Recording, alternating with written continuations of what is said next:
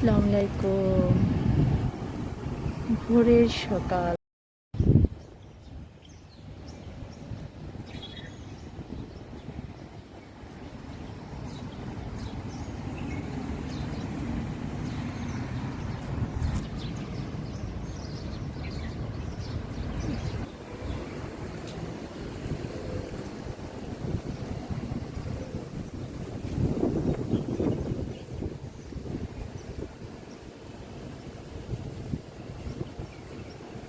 আসসালামু আলাইকুম। ভোরের সকাল।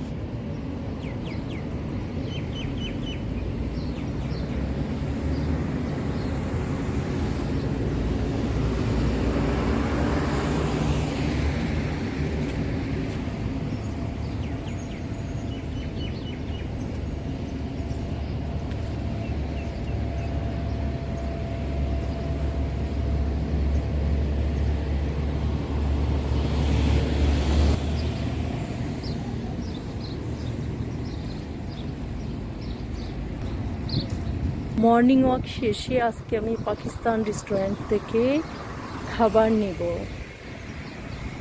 অনেক দিন এই রেস্টুরেন্টের খাবারটা খাওয়া হয়নি। মাঝে মাঝে আমরা রেস্টুরেন্ট থেকে খাবার নিয়ে যাই। সকালের ব্রেকফাস্টটা। পার্কটা কত সুন্দর।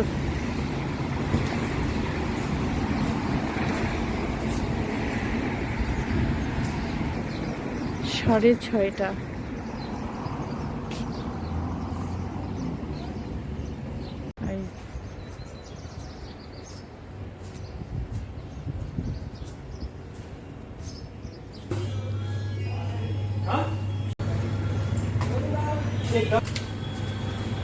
पराठा भी गरम चाहिए।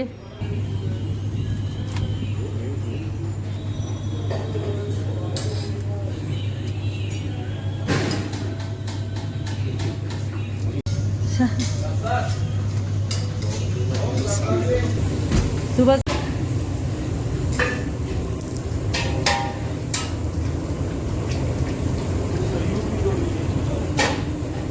ये आप लोग देखें पाकिस्तान का पराठा कितना बड़ा है। या अल्लाह, बहुत बड़ा रेस्टोरेंट है। मैं कभी कभी ये रेस्टोरेंट से खाना ऑर्डर करके लेके जाती हूँ, कभी कभी लेके आती हूँ। স্কুলে গাড়ির জন্য বাচ্চারা দাঁড়িয়ে আছে।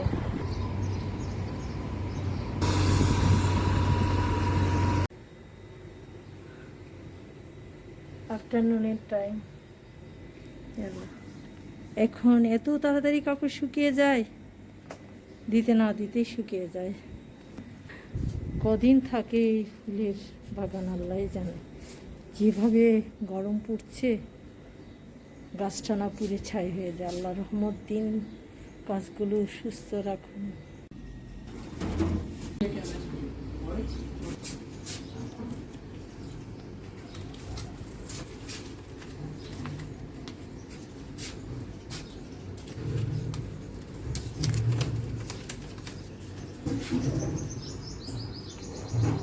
ওঠে না, গরমটা শুরু হয়ে গেছে। দেখেন গাছের কি অবস্থা।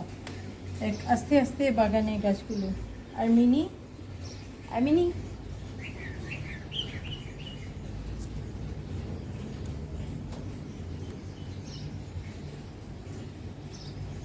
যায়, যার কারণে গোসলের সময় খুবই সমস্যা হয়। এই কারণে আমরা যারা ইউনাইটেড আরব আমিরাতে বসবাসকারী প্রত্যেকেই এইভাবে পানিটা জমিয়ে ঠান্ডা করে।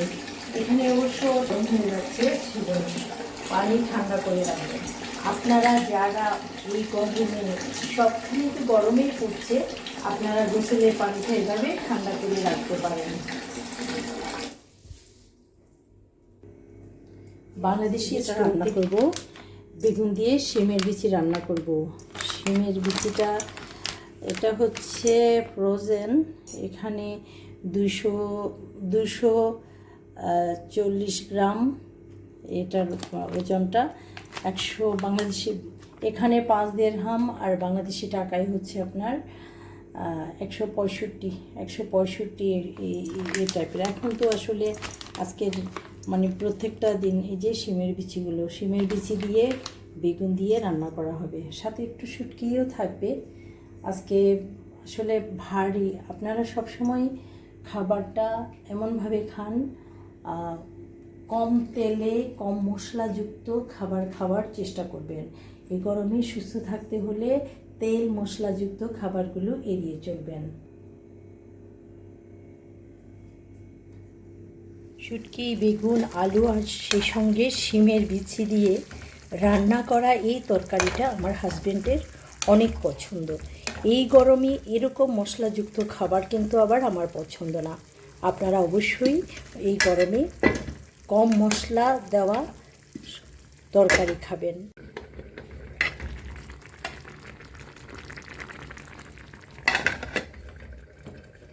এই গরমে সবচেয়ে এটা হচ্ছে সাজনার শাক।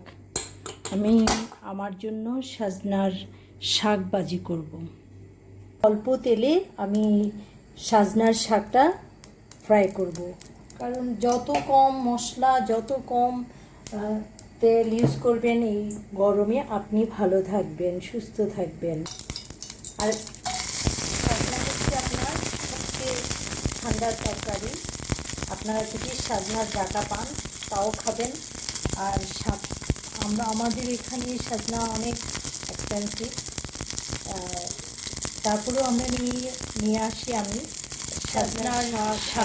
সাজনা পাতা দিয়ে ভর্তা করা যায়, শাক বানানো যায়, ডাল দিয়ে রান্না করা যায়, এমনকি আপনি চাইলে মাছ মাংসের মধ্যে সাজনা পাতা দিতে পারেন। অনেকে আছে। এটা দেখেন কত কম তেলে আমি মশলা তো দিইনি, একটু পেঁয়াজ, রসুন আর শুকনো মরিচ দিয়েছি যাতে খেতে ফ্লেভারটা ভালো লাগে।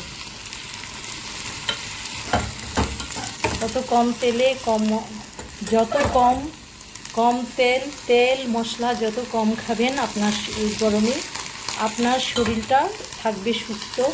আর রাখতে হলে সুস্থ থাকুন, ভালো থাকুন এবং সকলের যত্ন নিন।